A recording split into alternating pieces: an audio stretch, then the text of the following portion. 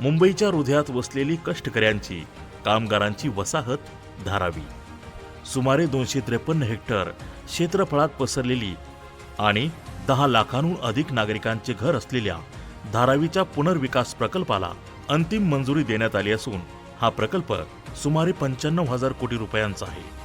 मुख्यमंत्री देवेंद्रजी फडणवीस साहेब यांच्या दूरदृष्टीतून या धारावीचा आता कायापालट होतोय.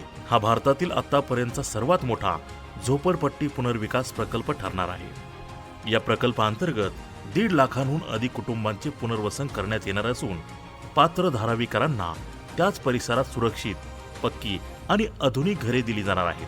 धारावीतील हजारो लघुउद्योग, कारखाने आणि व्यावसायिक घटकांचेही पुनर्वसन करून त्यांच्या उपजीविकेचे रक्षण केले जाणार आहे.